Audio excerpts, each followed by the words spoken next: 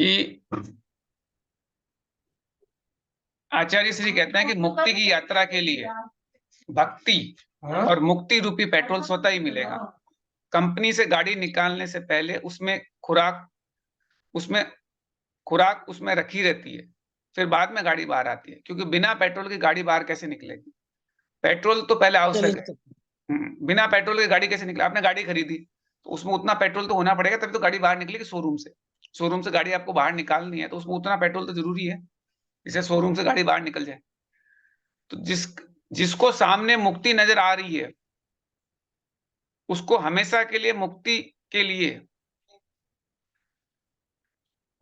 जिसको सामने मुक्ति नजर आ रही है, उसको हमेशा मुक्ति के लिए भक्ति करते चले जाना चाहिए। भक्ति रूपी पेट्रोल स्वयं मिलता चला जाएगा। तो उसे अगर आप मुक्ति सामने रखो कि मेरे को मुक्त होना है, तो फिर और भक्ति चलती रहेगी। सामने क्या रखना है कि मुझे मुक्त होना है, और भक्ति करते रहो। तो जो भक्ति रूपी पेट्रोल है, जो भक्ति के लिए जो पेट्रोल है, वो मिलता जाएगा आपको। शरीर चलाने के लिए, घर चलाने के लिए, ये चलाने के लिए जो आपको पेट्रोल चाहिए होगा ना, वो अपने आप मिलेगा। उसके लिए आपको परेशान होने की जरूरत नहीं। इसीलिए पेट्रोल की चिंता मत करो, यात्रा की चिंता करो। हिंदू समाज में तो ऐसा कहते हैं कि फल की इच्छा ना करते हुए कर्म करते जाना चाहिए, ऐसे बोलते हैं। जो जीव गीता का सूत्र वो यही है कि फल की इच्छा और कर्म करते रहो। एक ज्ञानोपयोग होता है और एक कर्म योग। एक तो ज्ञान योग होता है और एक कर्म योग होता है। ज्ञान योग साधु सन्यासी को होता है, और कर्म योग उनके अनुचरों जो घर में रहते हैं उनके होता है। तो अपन लोग कर्म योगी है, और महाराज माता जी हो ज्ञान योगी है। वे कर्म तो करेंगे लेकिन फल की ओर दृष्टि नहीं रखेंगे। तो अपन को कर्म तो करना है। ऐसे नहीं आप गृहस्थ में हो तो आप काम कर्म मत करो, कर्म करो। आपको काम करो, व्यापार करो, जो भी करना कर्म जरूर करो, पर फल की तरफ दृष्टि मत रखो। आप काम करते रहो, ऐसे नहीं कह रहे काम ही मत करो, काम करो लेकिन फल की तरफ दृष्टि मत रखो। महाराज ये तो ठीक है, सब जगह कठिनाई ही कठिनाई है, घर में भी कठिनाई और बाहर में भी कठिनाई, ऐसे बोलते हैं। आप सामायिक नहीं कर सकते हो तो रसोई बनाओ, लेकिन एक शर्त है, जो सामायिक करते हैं उनका भोजन जब तक नहीं होगा जब तक तुम भी भोजन नहीं कर सकते। जब तक उनका भोजन नहीं होगा तब तक तुम भी भोजन नहीं कर सकते, ये शर्त रख लो। अगर आपसे सामायिक नहीं होती है, जैसे जो आपसे घर में सामायिक, कोई समय करता है तो।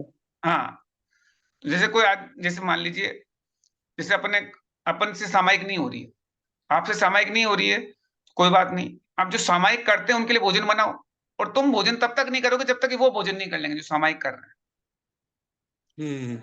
ये तो बहुत बड़ी शर्त हो गई, रसोई घर में रहना और भोजन नहीं करना। ये तो बहुत बड़ी शर्त कर दी आपने। आप घर में रहो, भोजन बनाओ, फिर जब वो सामने सामायिक करने वाला व्रती भोजन कर लेगा उसके बाद आप भोजन करो।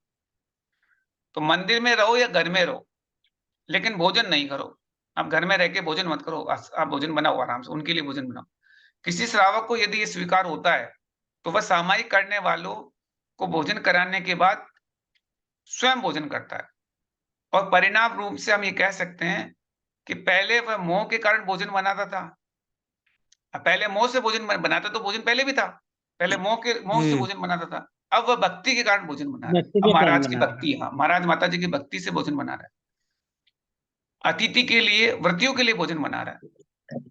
पहले तो उसके लिए भोजन बनाता था, अब व्रतियों के लिए भोजन बना रहा है। इसलिए पहले स्वयं भोजन नहीं करता था, अब अतिथि को आहार देने कर स्वयं संतुष्ट हो जाता है। अब पहले स्वयं भोजन नहीं करता, अतिथि को आहार देकर स्वयं संतुष्ट होता है। पहले महाराज माता जी भोजन कर लेते हैं, खुद संतुष्ट हो जाते हैं कि चलो उन्होंने भोजन मेरे हाथ से हो गया, संतुष्ट हो जाता है। व्रतियों का भोजन करा देता है। ये सोचता है कि आज जो अतिथि सत्कार का जो शुभ अवसर प्राप्त हुआ है, आज ये मेहमान हमारे घर आए हैं, अतिथि आए हैं, उनको आहार करा दिया, अब हम भोजन कर लेंगे। एक बार उनका आहार हो गया, अब हम भोजन कर लेंगे। पहले भोजन नहीं करेगा, पहले उनका आहार कराएगा फिर करेगा भोजन। तो अब उसकी क्या भक्ति हो गई। भोजन तो पहले भी बना रहा है। था, भोजन अभी भी बना रहा है, अभी सामायिक नहीं कर रहा है, वो कर रहा है, भोजन ही बना रहा है, लेकिन अब भोजन में भक्ति हो गई। अब भोजन बनाते बनाते भी भक्ति हो गई, क्योंकि उसके मन में क्या भाव आ रहे हैं, महाराज माता जी का चोखा अच्छे से बना लूं और फिर मैं उनका आहार करा लूं। अब वो चोखा बनाने लग गया। पहले वो खुद के उसमें करता था, मोह में करता था, राग में करता था, अब राग और मोह हटके वो भक्ति में कर रहा है। इस विवेचना से अपने को यह देखना है कि सामने इंद्रियों के विषय उपस्थित होने के बाद भी उसका मन कैसे पलट गया।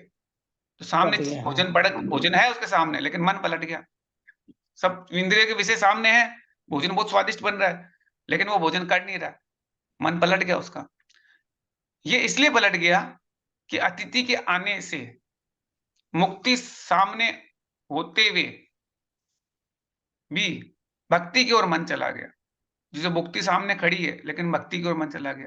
और श्रावक ऐसा आनंदित होता हुआ कहता है, हम तो हमेशा के लिए करने के लिए तैयार है। अपने कर्तव्य के प्रति जागरूक हो जाता है। वह सोचता है कि और अब मुझे और कौन सी इच्छा करनी है। शिक्षा एक ही रहेगी, बस मेहमान को तृप्त करने की भावना और साधु की भक्ति में लग जाता है। हाँ, इसी भक्ति के माध्यम से वह लब्ध्वा शिवम च अर्थात इंद्र का वैभव पा जाता है। तो वो इस भक्ति से ही आगे इंद्र का वैभव मिल जाएगा। नीचे आने पर चक्रवर्ती बलभद्र तीर्थंकर हो जाता है। तीर्थंकर पद, जैसे ऊपर तो इंद्र बनेगा, जब वापिस नीचे आएगा तो चक्रवर्ती बनेगा, बलभद्र बनेगा, तीर्थंकर बन जाएगा। तीर्थंकर पद 3 लोक के वैभवशाली पदों में अंतिम पद है, सबसे ऊंचा का पद तीर्थंकर पद कहलाता है। ये वैभवशाली पद चाहने से नहीं मिलता है। निदान के माध्यम से चक्रवर्ती नारायण और पतिनारायण पद तो मिल जाता है, पर तीर्थंकर पद निदान से नहीं मिलता। जैसे अपने मन में निदान होती है ना, आगे भविष्य में कोई ये मिलेगा वो मिलेगा, इस भाव से अगर भक्ति करते हो उसको निदान बोलते हैं।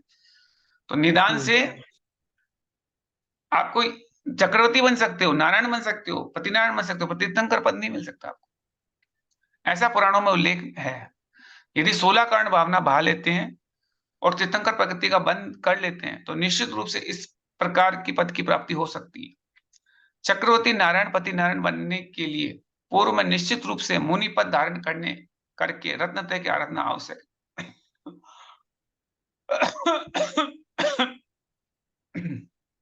चक्रवर्ती बनने हो तो पहले आप मुनि बनोगे, फिर चक्रवर्ती बन सकते हो, और रत्नत्रय धारण करने तब बन सकते हैं। परंतु तीर्थंकर प्रकृति के बंध के लिए मुनि पद धारण करने की आवश्यकता नहीं है। जैसे आपको तीर्थंकर बनना है तो पहले आप मुनि हो, ऐसा कोई जरूरी नहीं है, लेकिन सम्यक दर्शन होना अनिवार्य है। और सम्यक दर्शन के साथ 16 कांड भावना बहाना भी आवश्यक है। सम्यक दर्शन होना चाहिए, 16 कांड भावना होना चाहिए, तो आप तीर्थंकर बन सकते हो। कैसी भावना? निर्दोष भावना भाई जाती है, दर्शन विशुद्धि आदि। पहली भावना दर्शन विशुद्धि, तो दर्शन विशुद्धि आदि जो 16 कांड भावना है, दर्शन विशुद्धि, विनय संपत्ता, शील होती ज्ञान उपयोग, ये सब 16 कांड भावना है। पहली भावना दर्शन विशुद्धि। दर्शन के प्रति विशुद्धि का अर्थ क्या है? क्या केवल सम्यक दृष्टि की भावना निर्दोष मानी जाती है? क्या छायक सम्यक दृष्टि ही तीर्थंकर प्रकृति का बंध कर सकता है? नहीं, ऐसा नहीं, ऐसा कुछ भी नहीं है। छायोपम सम्यक दृष्टि और उपसम सम्यक दृष्टि भी निर्दोष 16 कांड भावना के द्वारा तीर्थंकर प्रकृति का बंध कर सकते हैं। तो जरूरी नहीं है आपके छायक सम्यक दृष्टि हो। छायक सम्यक दृष्टि तो तभी बनोगे जब तीर्थंकर पाद मूल में जाओगे। तो अब अभी आपके जो शयोपम सम्यक दृष्टि या उपसम सम्यक दृष्टि हो, अभी आप क्योंकि सम्यक दृष्टि बनते हो, तो अभी यही आपको छायोपम सम्यक दृष्टि मिलती है, और उसमें भी 16 कांड भावना कर लोगे तो आप तीर्थंकर बन सकते हो। राम को तीर्थंकर होने का सौभाग्य नहीं मिला, राम तीर्थंकर का सौभाग्य नहीं मिला, लेकिन रावण लक्ष्मण को मिलेगा, ये निश्चित हो गया। रावण को भी मिलेगा और लक्ष्मण को भी मिलेगा, ये निश्चित हो गया। सोचने की बात है कि मर्यादा पुरुषोत्तम राम उस प्रकार के भाव नहीं कर पाए, जबकि उनको परोपकारी, परिश्रमी, निरी, प्रेम वात्सल्य युक्त, प्रभा वात्सल्य आदि अनेक उपलब्धियां प्राप्त हुई। इससे यह फलित होता है कि सम्यक दर्शन अकेला रहकर भी तीर्थंकर प्रकृति का बंध करा सकता है। किंतु नारायण पति नारायण पद प्राप्त करने के लिए पूर्व में निश्चित रूप से मुनि बनना पड़ता है। तो पहले मुनि बनोगे, फिर आप तीर्थंकर बनना कोई ऐसा कंपलसरी नहीं है, पर मुनि बन के नारायण पति नारायण जरूर बनना। अगर मुनि बनोगे तभी नारायण पति नारायण बनोगे, नहीं तो नहीं बनोगे। तो आप तीर्थंकर में केवल सम्यक दर्शन अच्छा ले लोगे तो तीर्थंकर बन जाओगे। केवल सम्यक दर्शन हो जाएगा और 16 कारण हो गए, तीर्थंकर बन गए। अंततः यह अर्थ निकलता है कि भक्ति भाव के द्वारा उस सम्यक दृष्टि को जब तक मुक्ति नहीं मिलती है तब तक उच्च पदों को प्राप्त करता रहता है। तो जब तक मुक्ति नहीं मिलेगी तब तक बड़े बड़े पद मिलेंगे उसे। वो नारायण बनेगा, पतिनारायण बनेगा, चक्रवर्ती बनेगा, ऐसे बड़े बड़े पद मिलेंगे। पश्चात अगले भाव में निश्चित इस शिव को प्राप्त करने योग्य होता है। यदि किसी के यहाँ आप मेहमानी को चले गए, भोजन का समय है, और कोई ये कहे कि हमारे दादाजी 12 बजे आएंगे, ऐसे कोई आपको मेहमान, आप गए और उन्होंने बोला हमारे दादाजी 12 बजे आएंगे, तब तक क्या मेहमान को भूखा रखेंगे? इसके बीच मेहमान को नाश्ता का प्रबंध किया जाता है ताकि उसकी भूख ना मिले। उसको बीच में जो कुछ कराएंगे, तब तक दादाजी आए तब तक आप भोजन, अब नाश्ता कर लो। नाश्ता पेट भर के नहीं करवाएंगे, उसको नाश्ता भी थोड़ा थोड़ा देंगे। अगर ज्यादा, अगर नाश्ता करवा दिया तो 12 बजे भोजन कैसे करेंगे? नाश्ता में आस्था नहीं, नाश्ता उसको कराएंगे इतना कि ताकि 12 बजे का टाइम निकल जाए, भूख मरे नहीं उसकी, और फिर बाद में 12 बजे खाना खिला देंगे। तो नाश्ता में आस्था नहीं, किंतु भोजन में आस्था होती है, और भोजन में आस्था बनाए रखने के लिए नाश्ता होता है। तो आपको नाश्ता थोड़ी कराना था, आपको भोजन कराना है। तो इसलिए आस्था किसमें? भोजन में। पर भोजन में आस्था बनाए रखने के लिए नाश्ता करवा रहे हैं। उसी प्रकार मुक्ति रूपी भोजन प्राप्त करने की आस्था बनाए रखने के लिए, जब तक मुक्ति नहीं हो जाए, उसका भक्ति रूपी नाश्ता, जो भक्ति का नाश्ता करो, तो भक्ति रूपी नाश्ता कर रहे हैं, इतनी भक्ति करो, करते रहो, लास्ट में आपको वो मुक्ति मिल जाएगी। तो भक्ति रूपी नाश्ता चलता रहेगा। तो भक्ति रूपी नाश्ता के प्रति आस्था बनाए रखना आवश्यक होता है। उस भक्ति के फलस्वरूप उसके उसके उसके भक्ति के फलस्वरूप उसे वर्तमान में मुक्ति को, तो मुक्ति की प्राप्ति भले ना हो, पर नास्तिक के रूप में स्वर्ग आदि उच्च पदों की प्राप्ति अवश्य होगी। तो भक्ति करोगे तो मुक्ति तो नहीं मिलेगी, लेकिन नास्तिक के रूप में उसे स्वर्ग और ऊंचे पद जरूर मिल जाएंगे। देखो, संसार में रहते हुए भी यदि किसी का लक्ष्य बदल जाता है तो कितना परिवर्तन आ जाता है। सारे के सारे भोग व्यर्थ हो जाते हैं, सारे के सारे रोग चले जाते हैं, तथा सामने योग की तैयारी हो जाती है। रोग तो शरीर में है, आत्मा में नहीं है। देखो, दृष्टि कितनी बदल गई, बहुत परिवर्तन हो जाता है। वह योगी सोचता है कि ये रोग तो शरीर के लिए, भोग आत्मा के लिए नहीं है, ये तो शरीर बनाए रखने के लिए है, लेकिन भोग तो आत्मा की शुद्धिकरण के लिए। इस प्रकार की दृष्टि में परिवर्तन आ जाता है, तब वह निश्चित रूप से संसार में रहते हुए भी विषय कषायों से बचता चला जाता है।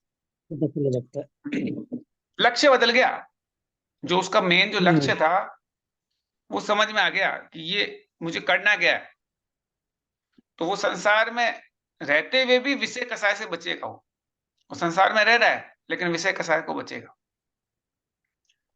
महाराज, आज कुछ ऐसे व्यक्तित्व भी देखने को मिलते हैं कि जब जब देखो उनमें देवता का रूप ही दिखाई देता है। कसाई की भूमिका में रहते हुए भी कसाई नहीं करता है, इसी का नाम है, नाम देवता है, मंद कसाई। भरत घर में वैरागी थे तो उनको पूजना चाहिए, ऐसा नहीं। वैरागी का मतलब है इतना सारा वैभव, 32,000 मुकुट राजा, सब कुछ होते हुए भी वे भगवत भक्ति करना नहीं बोलते। चक्रवर्ती थे, अवृत्ति थे, संयम से बिल्कुल दूर थे। जो भरत थे ना, भरत राजा, जो राम के भाई, उनकी बात बता रहे हैं। जो उसके भाई, राम के नहीं, भरत चक्र, राम के तो भाई, राम लक्ष्मण भरत बाहुबली, शत्रुघ्न। बाहुबली। बाहुबली का भाई। अच्छा, बाहुबली। हाँ, बाहुबली के भाई भरत, उनकी बात कर रहे हैं। जो बाहुबली के भाई भरत, उनकी बात कर रहे हैं। तो वो क्या थे? चक्रवर्ती भरत थे। जो भरत थे ना, वो चक्रवर्ती थे। तो वो, उनके पास 32,000 मुकुटवर राजा उनके अंडर में रहते हैं। वह सब कुछ करते हुए भगवत भक्ति करना नहीं बोलते। चक्रवर्ती थे, अवृत्ति थे, उन्होंने व्रत विधान नहीं कहता, संयम से दूर थे। पर गेही पे ग्रह में न रचे जू, प्रवृत्ति वाले थे। तो ये 6 डाले की लाइन है। गेही पे ग्रह में न रचे जू, जल से भिन्न कमल है। तो वो आपके आपका जो कमल होता है ना, कादे में रह के भी सब कादे से दूर रहता है, वैसे वैसे थे। तो वो ग्रस्त में रहते थे लेकिन गृहस्थी के अंदर फंसे हुए नहीं थे। महापुराण में भरत चक्रवर्ती का उल्लेख करते हुए लिखा है कि वे तीनों संध्या काल में सामायिक करने बैठ जाते थे। 32,000 मुकुटपुर राजा जिसके चरणों में बैठ जाते हैं और भरत चक्रवर्ती तीनों संध्याओं में सामायिकी करने बैठ जाते हैं। संयमी मुनिराज ही भगवान की भक्ति और सामायिकी आदि करते हैं, ऐसा कोई नियम नहीं है। भरत चक्रवर्ती स्वयं उत्साहित होकर सामायिकी के लिए उठते थे, तुम्हें उठाना पड़ता था, लेकिन चक्रवर्ती को उठाना नहीं पड़ता है। उठते थे और उठ के सामायिक करते थे, 3 बार करते थे तीनों संध्याओं में, सुबह भी करते थे, दिन में भी करते थे, रामनवमी पर। जब वो जल्दी उठते थे वो, तो ब्रह्म मुहूर्त में उठने वाले महापुरुष होते हैं, और उसमें सोने वाले कौन होते हैं? जैसे जो ब्रह्म मुहूर्त होता है ना, सुबह 4-5 बजे का टाइम होता है, उसमें उठने वाले हाँ हाँ वो महापुरुष होते हैं, और जो उसमें सोने वाले सोचो आलसी और प्रमादी होंगे, उन्हें ये सब वैभव प्राप्त नहीं होगा। चक्रवर्ती होते हुए भी तीनों संध्याओं कालों में तीनों लोक के नाथ आदिनाथ भगवान की स्तुति में लीन हो जाते थे। अष्टानिका पर्वों में वे मुनि की भांति भगवान की भक्ति में तल्लीन हो जाते थे। अभी अष्टानिका पर्व चालू हो गया आज से, तो उसमें वो मुनियों की भांति आज से अष्टानिका चालू हो चुका अपने, और हाँ भगवान की भक्ति में तल्लीन हो जाते हैं। साथ में 16,000 रानी, सब एक से एक अप्सरा, 96,000 है। 96, हाँ 96,000 रानी, 96,000 रानियां होती है, सब एक से एक अप्सरा, मानो आरिका बैठी हो। उन्हें देखकर ऐसे लगता है कि पूरा का पूरा संग बैठा हो। सफेद वस्त्र पहन के 96,000 रानियां धर्मचर्या में लीन है। जो मुक्ति को आकर्षित होता है, वह भक्ति करने वाला भक्त सामने सभी सुविधाओं को भूल जाता है। सामने वाला देखकर भी ये सोचता है ये कौन व्यक्ति है जो भगवान की भक्ति में लीन है। यह भी एक आकर्षण है। इस प्रकार के वातावरण धर्मात्माओं के द्वारा अपने आप तैयार होता चला जाता है। अगर ऐसा वातावरण ना बने तो विषय कसायों की कमी नहीं आ सकती। चक्रवर्ती यहाँ तो अथाह विषय कसाई सामग्री है, फिर भी तीनों संध्याओं में ये नियम से भक्ति और सामायिक करता है। उस समय वह सारे के सारे परमार्थ छोड़कर विषय को गौण करके, कसाय को गौण करके निकसाय रूप से आत्म स्वभाव में चिंतन में लग जाता है। इसको बोलते हैं यत्र भाव शिव दत्ते। जहां पर जिन भावों के द्वारा मुक्ति मिलती है, वहां उन भावों के द्वारा स्वर्ग की क्या बात करते हो? स्वर्ग तो बीच का स्टेशन है, वह तो निश्चित ही मिलेगा। तो स्वर्ग की चिंता मत करो, वो तो मिलेगा ही मिलेगा। आपको मुक्ति मिल रही है इन भावों से। फिर इसका आगे का सूत्र आता है 5 नंबर का सूत्र।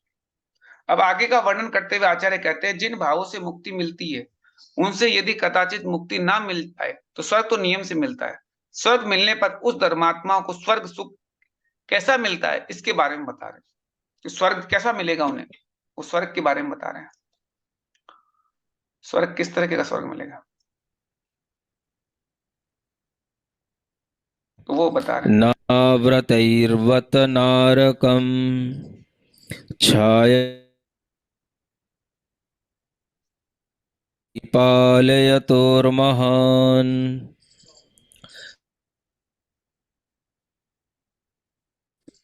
द्यहु कियद्दूरव। आगे वाला सूत्र आ गया।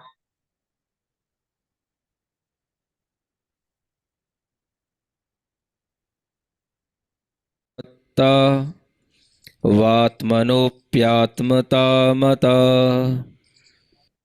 वरं व्रतहि पदं दैवं नाव्रतैर्वत नारकम् छाया तपस्थयोर्भेदः प्रतिपालयतोर्महान् यत्र भावः शिवं दत्ते द्यहु कियद्दूरवर्तिनि यो नयत्याशु गव्यूतिं क्रोशार्धे किं ससीदति ऋषिकजमनातङ्कं दीर्घकालोपलालितं नाके नाकौकसां सौख्यं नाके नाकौकसामिव। नाके नकौ कसामिव, यानी नाके मतलब स्वर्ग में, नाको कसाम यानी देवों का, ऋषि कजम यानी इंद्रियों में उत्पन्न, अनातंगा मतलब दुख से रहित, दीर्घ कालोप पलालितम इन दीर्घ काल तक सेव्य, सौख्यम मतलब सुख, नाके मतलब स्वर्ग में, नाको नाकोक साम इव यानी देवों के समान ही होता है।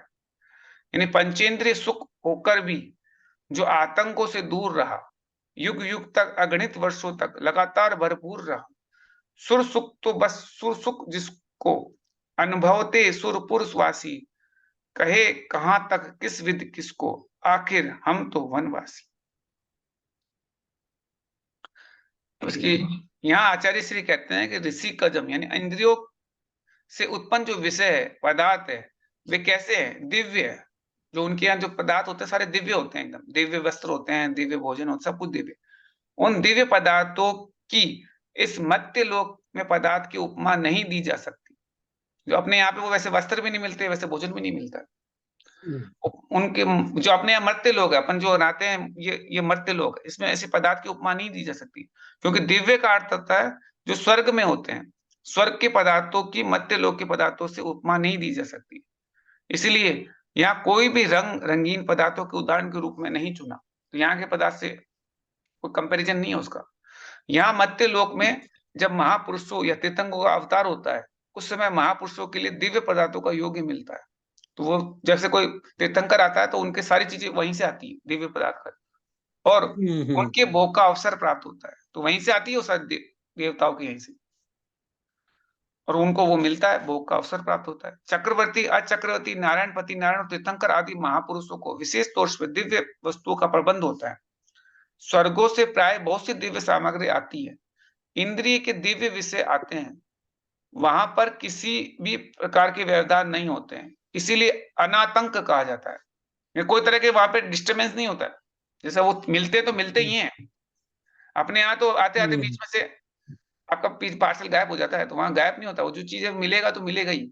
जैसे कहीं बंद नहीं होगा, कुछ नहीं होगा, कोई भी अपने आतंक आता ही रहता है। अभी आपके मणिपुर में आतंक आई गया ना, तो कोई आके रुक जाती है, वहां कोई आतंक नहीं है। कहाँ आती है?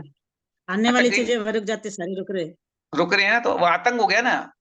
तो वो कहते आतंक हो गया ना, एक तरह से अटक गई। और ये अनातंक है, तो अटकेगी नहीं यहाँ पे। वहां से स्वर्गों से जो चीज आएगी पूरी आएगी यहाँ पे, पूरी, कोई रोक नहीं सकता उसको। देवों को जीवन के आदि से लेकर अंत तक दिव्य इंद्रिय विषय उपलब्ध होते हैं। देवों को इसीलिए दीर्घ कालो लालितम विशेषण दिया गया, अर्थात स्वर्गों में दीर्घ काल तक विशेष सुख एक सा बना रहता है। उनका सुख हमेशा एक साथ डिस्टर्ब नहीं होता, बना रहता है। अन्य गति में जीवों का सुख में जीवन में और स्वर्गीय जीवन में यही अंतर है। स्वर्गीय सुख उत्पन्न होने के उपरांत जीवन के अंत तक ज्यों का त्यों बना रहता है, कोई अंतर नहीं आता। जैसे अपने यहाँ पे तो सुख आता है फिर चला जाता है, फिर आता है फिर चला जाता है। वहां पे एक बार चालू हो गया फिर वो वैसा पूरे जीवन भर बना रहेगा, उसमें कमी नहीं होती। भावों में अंतर आ जाए ये बात अलग है, लेकिन सामग्री और दिव्य सामग्री से उत्पन्न सुखों में कोई अंतर नहीं आता। जबकि अन्य गतों में या इंद्रिय के विषय के सुख है उसमें कमी वैसी होती रहती है, और सामग्री में अंतर भी आ जाता है। जैसे आज आप कोई चीज लेने जाओ, तो जो आपको आज जो चीज मिलेगी अगले दिन वही मिले जरूरी नहीं है ना। आज आप फ्रूट लेने जाओ, बड़े अच्छे फ्रूट मिल गए, अगले दिन सेम फ्रूट अच्छे मिले को जरूरी नहीं है। उसमें कमी वैसी चलती रहेगी, अंतर पड़ता रहेगा, फर्क आता है। फर्क आता रहता है। कि साहब अब अभी सेब बहुत अच्छे आ रहे थे, अब सेब बहुत ही पुराने आ गए एकदम, कोल्ड स्टोरेज वाले, क्या करें, कोई इलाज नहीं। मार्केट में सारी वही है, सब सप्लाई आ ही नहीं रही है, तो वो सामग्री में अंतर आता रहता है। नरक गति में प्रतिपल जीव के आदि से लेकर अंत तक निरंतर दुख ही दुख बना रहता है। नरक में हमेशा दुख ही दुख बना रहेगा, स्वर्ग में सुख ही सुख बना रहेगा। ये सब कर्मों की एक व्यवस्था है। किसी ने एक प्रश्न किया कि देव मरते नहीं है क्या? देव मरते नहीं है क्या? यदि मरते हैं तो उनका नाम अमर क्यों रखा गया है? समाधान उसका यह है कि देवों का मरण नहीं होता है, इसलिए अमर कहलाते हैं। लेकिन ऐसा नहीं है, उनका मरण बहुत समय के उपरांत होता है, इसलिए उसको अमर बोलते हैं। मरते तो हैं वो भी, लेकिन बहुत लेट मरते हैं, बहुत लंबे टाइम बाद मरते हैं, इसलिए वे बहुत जल्दी जल्दी नहीं मरते हैं, इसलिए उनको अपने जैसे मरने की गिनती नहीं आती। जबकि यहाँ तो आप लोगों के लोक में का नाम ही मरते लोक नाम रख दिया गया, क्योंकि यहाँ लोग मरते ही मरते रहते हैं। यहाँ तो अपने घर दमादम मरते हैं, एक रोज खबर कहीं ना कहीं से आई जाती है, आज इधर मरे आज उधर मरे, तो ये क्या मरते लोग हैं, इसलिए नाम यही रख दिया। देवों में इतने जल्दी जल्दी नहीं मरते। यहाँ तक कि हम लोगों की बात बात में मरते रहते हैं। लेकिन उनका बहुत काल तक मरने का नंबर नहीं आता, इसलिए अमर नाम रख दिया। दूसरी बात यह है कि मर्त्य लोक में जैसा मरण होता है वैसे वहां नहीं होता है, अर्थात पीड़ा के साथ, रोग के साथ, बुढ़ापे के साथ, जीर्ण शीर्ण अवस्था में मरण नहीं होता है। जन्म है तो मरण भी होगा, लेकिन जन्म मरण के बीच जरा अवस्था नहीं आती। जैसे वहां देवता में जैसे जन्म होता है वैसा पूरा यूं क्यों बना रहता है, लास्ट बुढ़ापा नहीं आता, जरा अवस्था नहीं आती। अपने यहाँ तो बनते हैं, फिर बूढ़े हो जाते हैं, फिर बूढ़े होने के बाद फिर मरते हैं। तो वो वहां पे नहीं होता। सोचने की बात ये है, एक सोचने से भी ये एक अद्भुत बात विदित होती है कि जन्म में भी दुख नहीं होता है, मरण में भी दुख नहीं होता है, और जरा तो है ही नहीं। इस दृष्टि से जीव को अमर कह देते हैं। अजर भी इसलिए कहते हैं क्योंकि जन्म जरा मरण से रहित है, इसलिए उसे अजर अमर कहते हैं। क्योंकि देवों में जन्म मरण तो है, लेकिन तत्संबंधी दुख नहीं है, इस अपेक्षा से देवों को अजर अमर कहने में कोई बाधा नहीं। उसको देवों को अजर अमर बोल देते हैं, पर बोलने से ये मतलब नहीं कि वो अजर अमर हो गए। मरण भी होता है, लेकिन जन्म जैसा रहता है, मरण जैसा होता है, बीच में बुढ़ापा नहीं आता उनका, वैसे के वैसे ही जाते हैं। हाँ, एक बात अवश्य है कि मरने की कला और मृत्यु को जीतने की कला, मृत्यु को अपने अधीन करने की कला देवों के पास नहीं, मनुष्य के पास होती है। मनुष्य के पास ये कला है जो मृत्यु को जीत सके, देवों के पास ये कला नहीं है। इसलिए मनुष्य को मर्त्य भी कहते हैं। आगे स्वर्गों को ही अपने रहने का स्थान बना लिया है। जिन्होंने जिन्होंने उन्हें स्वर्गों का सुख, स्वर्ग में रहने वाले देवों के सुख के समान है, ऐसा बतलाने के लिए कहा है कि नाको कसा सौख्यम। कहने का तात्पर्य है कि स्वर्गों के सुख की अथवा वहां के वैभव की उपमा इस मर्त्य लोक में किसी भी पदार्थ के द्वारा नहीं दी जा सकती, इसलिए ये चीज लिखी है। यहाँ नहीं मिलेंगे वैसे मटेरियल, वो मटेरियल वहीं मिलेंगे। सुखों का वर्णन करते हुए यदि हम विशेष सुख प्राप्त करने वालों का वर्गीकरण करते हुए विचार करेंगे कि यहाँ सबसे ज्यादा सुखी कौन है, इस तुलनात्मक दृष्टि से देखना होगा कि यहाँ पर सामान्य रूप से त्रियंचों की अपेक्षा मनुष्य ज्यादा सुख मिलता है। जैसे अभी अब कंपैरिजन कर रहे हैं यहाँ पे इस लोक में, तो त्रियंच जो होते हैं ना, गाय बैल कुत्ता भैंस से तो मनुष्य ज्यादा सुख मिलता है। मनुष्य में भी राजा और महाराजा को ज्यादा सुख मिलेगा। मनुष्य में भी कोई राजा हो, कोई महाराजा हो, राजा महाराजा नहीं तो अब तो जैसे कोई बड़ी ऊंची पोस्ट मंत्री हो, प्रधानमंत्री हो, तो उनको ज्यादा सुख मिलेगा। मांडलिक, महामांडलिक, नारायण, पति नारायण, बलदेव, चक्रवर्ती, तीर्थंकर आदि, इनको क्रमशः बढ़ता हुआ अधिक से अधिक सुख प्राप्त होता है। ये लेवल बढ़ता जाएगा। जैसे मांडलिक राजा है, महामांडलिक राजा है, नारायण का और ज्यादा हो जाएगा, पति नारायण और ज्यादा, ऐसे बढ़ता जाएगा।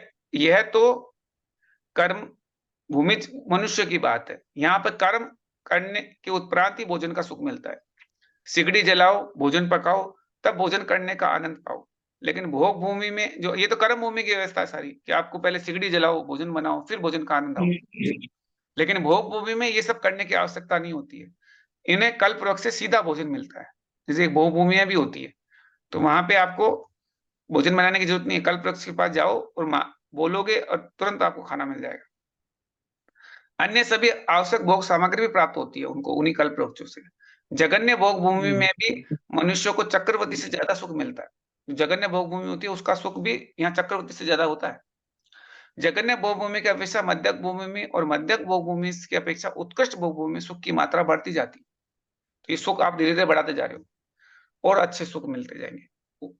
लेकिन सुख की सामग्री और मात्रा प्रमाण की अपेक्षा घटती चली जाती है। तो जो मात्रा है वो घटती जाएगी, सुख बढ़ता जाएगा, मात्रा कम होती जाएगी। जैसे जगन्य भोग भूमि में किसी को लड्डू मिलता है तो वह कैसा मिलता होगा, बड़ा मिलता होगा।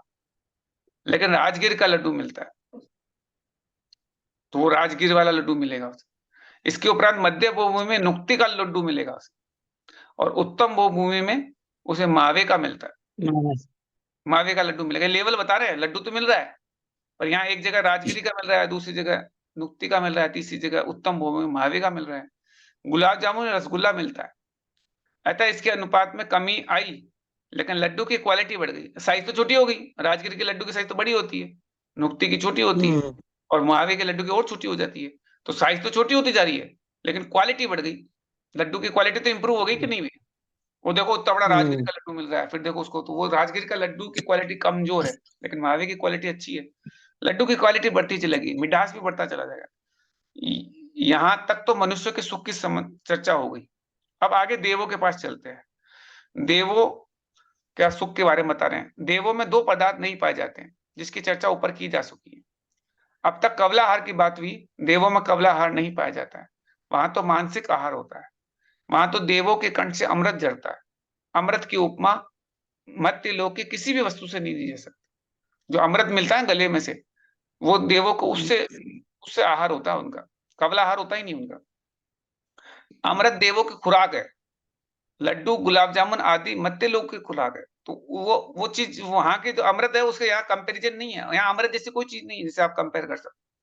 वो देवों के पास ये हो है। कर्म व्यवस्था भी चार प्रकार की होती है। कर्म में फल देने वाली अनुभाग शक्ति के लिए चार दृष्टांत लिए जाते हैं। चार तरह के उसका अनुभाग मतलब पावर। गुड़, खांड, सकरा और अमृत। अमृत ये चार लेवल के होते हैं। जैसे इन पदार्थों के अंदर मिठास की शक्ति बढ़ती हुई होती है, वैसे कर्मों के विभाग में सुख की अपेक्षा बढ़ती जाती है। जैसे गुड़ हुआ, फिर खांड हुआ, फिर शर्करा हुआ, फिर अमृत हुई। देवों में सुख की अपेक्षा विचार करेंगे तो सर्वप्रथम उत्तम भोग भूमि के भवनवासी वैंतर और ज्योतिष देवों में क्रमशः सुख बढ़ता हुआ जाता है। जैसे भवनवासी का ज्यादा, उससे ज्यादा वंतर का होगा, वैंतर से ज्यादा ज्योतिष होगा, ज्योतिष के ऊपर जाएंगे फिर आगे के वैमानिक देव वगैरह का सुख होगा। ये लेवल बढ़ता जा रहा है। ज्योतिष देवों के उपरांत सर्वप्रथम स्वर्ग के सुख के बारे में विचार करेंगे तो 10 प्रकार के देव है। 10 तरह के देव होते हैं। इंद्र, सामानिक, त्रायस्तांस आदि। इनका क्रमशः घटता घटता सुख होगा। सबसे ज्यादा सुख जो इंद्र को होगा। लेकिन इसमें भी आगे आगे स्वर्गों का सुख एवं सुख की सामग्री अधिक अधिक होती। अब पहले लेवल की बात करेंगे तो पहले लेवल का प्रथम स्वर्ग, दूसरा स्वर्ग, तीसरा, ऐसे 16 स्वर्ग होते हैं ना। तो पहले स्वर्ग के अंदर सबसे ज्यादा सुख इंद्र को मिलेगा, उससे कम पहले स्वर्ग के सामान्य को मिलेगा। ऐसे धीरे धीरे उसमें कम हो रहा है और इधर पहले स्वर्ग से दूसरे स्वर्ग में सुख ज्यादा होगा, फिर तीसरे में और ज्यादा होगा, ऐसे सुख बढ़ता जाएगा। जैसे जैसे ऊपर ऊपर जाएंगे वैसे वैसे सुख बढ़ता जाएगा। सम्यक दर्शन व मिथ्या दर्शन से कोई मतलब नहीं है। कर्म का फल होता है ये। 16 स्वर्गों के उपरांत जो होता है वो नवग्रेविक होते हैं। उसके उसके आगे 16 स्वर्ग पूरा होने के बाद 9 ग्रेविक होते हैं।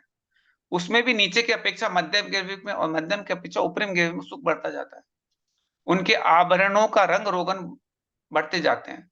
उनके संगीत की सामग्री क्वालिटी भी अपेक्षा बढ़ती जाती है। सब चीजें क्वालिटी बढ़ती जा रही है, साइज छोटी होती जा रही है। स्वर्गों की जैसे ऊपर जा रहे हो स्वर्गों की जो परिग्रह है वो कम होता जा रहा है, लेकिन क्वालिटी बढ़ती जा रही है।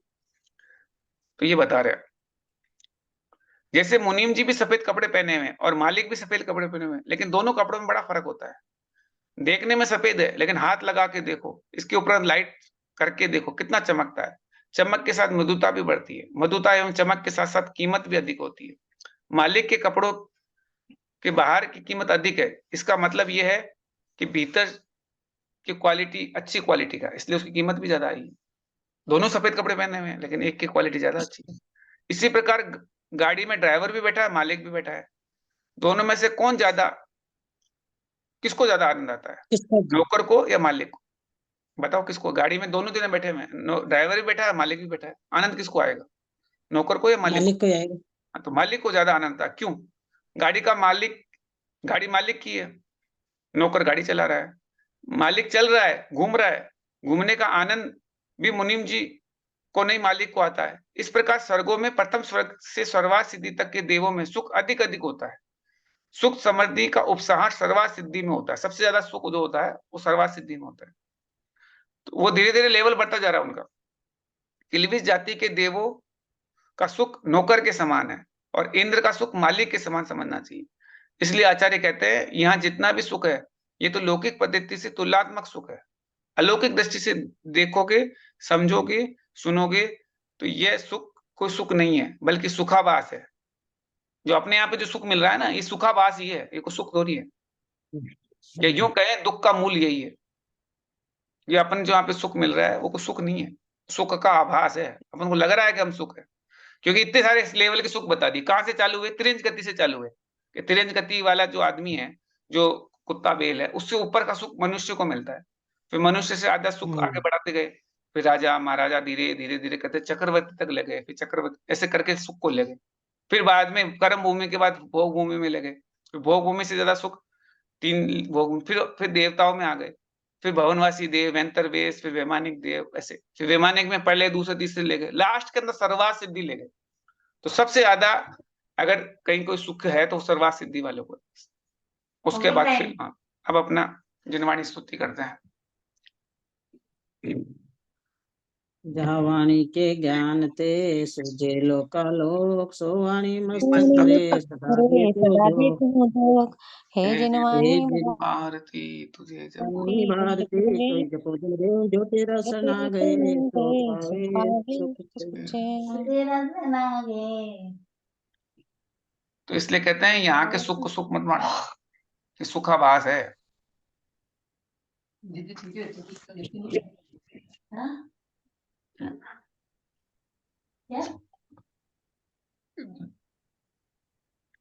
अब इसके थोड़ा सा ये पीडीएफ तो मिल गई ना? हैं? तो मिल हाँ गई ना हाँ मिल आपको? गई ना, देख लो। हाँ हाँ मिल गई। मिल गई ना व्हाट्सएप? हाँ हाँ मिल गई। लेकिन बस वो है कि बस शाम को पढ़ते, दोबारा पढ़ने का सोचते रहते हैं, लेकिन पढ़ा नहीं जाता। वही तो, टाइम मिलता ही नहीं है। टाइम तो बस अकेले को काम भी तो पूरा मेरा तो खुद के रहता है, फिर थोड़ा आराम भी करना पड़ता है। हाँ वही तो, जरूरी है थोड़ा थोड़ा थोड़ा टीवी बैलेंस बना के थोड़ा चलो। टीवी भी देखना पड़ता है। हाँ बैलेंस बना के चलना पड़ेगा। बढ़िया है तो, सही बात है। अच्छा है तो, हर चीज का बैलेंस लेकिन बना ठीक के है, चलो। मैंने